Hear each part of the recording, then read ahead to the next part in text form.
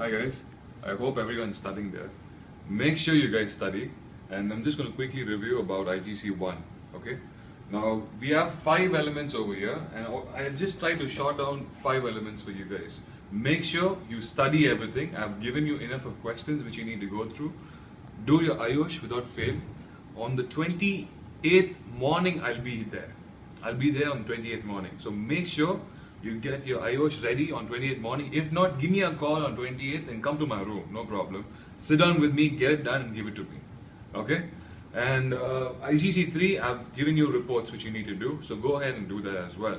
And apart from that, in regards to igc1 and 2, I'm just not going to cover much about at this point of time, maybe in the next video if possible. However, igc1 is over here. So over there, 5 elements. In the 5 elements, first element, we were looking about barriers of health, maintain health and safety. I want you guys to make sure you listen to everything and study everything what is over here. Very, very important. Okay. So barriers to maintain good standards of health and safety. There are only 3 things. What you need to do is complexity, conflicting demands, and behavioral issues. Okay. The reason why I put it across in a diagrammatic manner is because for you to understand very well. So 3 things: conflicting demands, complexity, and behavioral issues. Conflicting demands, we know what it is. When two nature of interest conflicts. Complexity is the entire situation is very, very complex. Then it's behavioral issues. Okay? Focus only on this, no problem. Behavioral issues. That's pretty much what it is. The next thing is this question, very, very important. Reasons to maintain health and safety. Okay? Reasons why you need to maintain health and safety. 3 reasons: moral, social or legal, or economical. Okay? These are the 3 reasons which you need to list there. Under this legal, you will find employer and employee responsibilities. Okay? Under this legal. It's a part of ILO, International Labour Organization. Okay? And economical, under here, it's all about cost and budgets, right? So therefore, you will find direct cost, indirect cost, insured and uninsured cost. Okay? So make sure you get thorough with all these costs. These costs should be thorough. Okay? Then employer responsibility is a must. So basically this particular thing is very, very important. Definitely you will get a good to close to 15 marks on this particular question itself. Okay. Then this is pretty much about health and safety, first element. Then if we move on, I have over here health and safety management system. This starts from the second element. Second element, what it says: policy, organizing, planning and implementation, evaluation, action for improvement, audit, continual improvement, if it's review, and then it goes further from there. Okay? So you know, if they ask you what is health and safety management system, this is what you need to explain. If there is a topic focus in your textbook which says about planning, organizing, planning and implementation, policy, organizing, everything, the same way, okay? Make sure you go through that. If it's important for you to understand, because this is what your entire igc1 is. This is your entire igc1. Okay? So make sure you remember it. This is your entire igc1 in one sheet of paper. Okay? So remember it. Alright? So in policy, it's all about, there are 3 things in policy. We'll divide in policy. It's general statement of intent, organization section, and arrangement section in policy. Okay? In organizing, it's all about roles and responsibilities. And then we go further from there. It's planning and implementation, evaluation, and from there. Okay? We also know about review, when you need to make review, the changes, the reasons why you make review. There's only one question. Please make sure you remember that as well. Okay? Make sure you remember one question. Then I have another drawing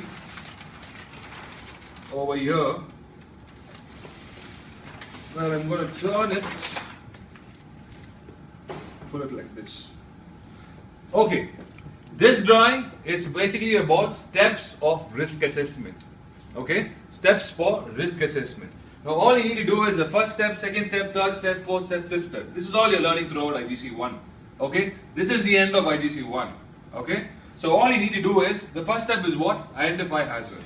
Okay, second step is identify people who may be harmed. Evaluate the hazard. Then we have record the findings, review the findings is a 5th step. This 5 steps should be by-hearted by you. Now if you go deep into it, identify hazards. How you can identify? through task analysis. What is task analysis? You can simply use a method called Ceradim. Okay, Ceradim is a simple method. If you ask me what is Ceradim, Ceradim is like making a cup of tea. How would you make a cup of tea? Every single step. If I ask you what is a hazard cup of tea, you will probably tell me it is about, you may probably burn your hand with hot water. Okay. However, when you divide that up, go deep into it. How? You must record every single step, one by one. How would you record? You will record by first step, take a cup. Second step, take your tea bag. Third step, put sugar. Fourth step, take a stirrer. Sixth step, fifth step, go put some hot water. Sixth step, mix it. Seventh step, what would you do? You drink it. Or probably you take away your tea bag and you stir it, throw it away, and then you drink it. Okay? So that's the seventh step. Eighth step, drink it. Ninth step, put it down. So what is the hazard involved in every single step? Similarly, we should do for any kind of task. Any task what we perform, we should do a safe system of work. Any kind of task what we do, that's when you will do this Ceradim method. Okay, so how would you identify hazard? You can probably identify the hazard by Ceradim method, through task analysis, or through legislation, reading any local legislation, whatever legislations are there, or through MSDS report. Okay, or through MSDS report. Now, second step is identify people who may be harmed. Who are the people? All the people who are associated in that particular place, and also some vulnerable people. Vulnerable people are someone who needs special caring and concern. So therefore, they are young person, expected mothers, disabled, and lone workers. Okay? So these are the people who need special attention. Now you will also cover these people as well, along with the other people over there. Okay? This is important on second step. Third step is all about evaluation. Now when you do evaluation, how would you quantify it? How would you number it? How would you measure it? Or how would you display your evaluation? Okay? You can either do it by two methods. One probably qualitative, which is only by words, maybe high, medium, or low. But there's another method, semi-qualitative, where you use words and numbers together. Okay? It's very, very simple. That's why you use a diagram, matrix. Likelihood into severity. Risk is equal to likelihood into severity. Okay? So it's going from 1 to 5, and then 1 to 5, you multiply where it is. It's there in your textbook. Please look into it. It's very, very important. Okay? So that's pretty much in first one. And then we have safe system of work. What is safe system of work? How would you develop it? It's PEME. People, equipment, material, environment. That's it. You consider the factors for safe system of work is this. When you do a safe system of work, this is the factor.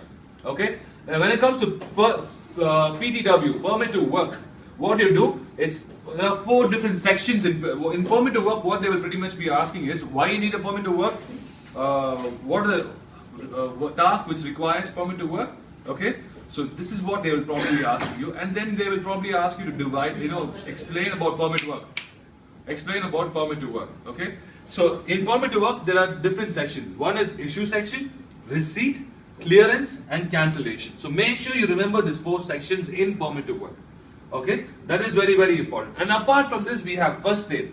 Okay, just understand what is the reason for first aid, basic understanding about first aid, because we're not looking deep into it at this point of time. However, we'll go further in this on the future elements as such when it comes to probably igc2 or something like that. Okay, the last one is emergency procedures. What emergency procedures you need to do in terms of fire exit? Okay, what would you do? So that's what I'm sure I have explained everything to you guys already. However, this is for you to understand. This is all is igc1. So don't panic during examination. It's easy to study. Just study this. It's easy. When you look at this in a shorter format, you crunched up the entire book, and this is what it is. So therefore, it'll be easier for you to look into igc1. Okay. So and apart from this, emergency procedures, and after emergency procedures, we have sources of information where it is 2 types of information where you can get, probably from internal or external. Internal could be your investigation record, sickness rate, absenteeism, this, that, everything, what you get in the company. External could be your national legislation, publications, medias, all these things externally, what you get. Okay, that's pretty much external.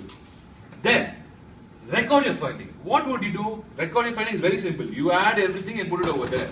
You record everything what you found in first, second, and third one, you put it over there. And the last one is review your finding. Review your finding is very, very simple. It's all about reviewing the entire thing. How would you review? When would you review? what needs. If there's an incident or an accident, then you review. If there is an action by enforcement authority, then you review. Or if there is any changes, then you review. Change the number of people, then or any kind of changes, then you review. That's pretty much about over there. Unless if it's a periodical review. So this is pretty much what is your IGC1. Okay, take a deep look into every single pages one more time and see if you can draw them. It's easier for you to understand. Okay, so it's easier. So what you need to do, this is pretty much what you need to do at this point of time. Go ahead and study it. I hope you study it. Any further questions, give me a buzz, and that shouldn't be a problem. I'm doing this for your benefit. Nobody else's benefit. Okay, so good luck with it. Take care. Bye.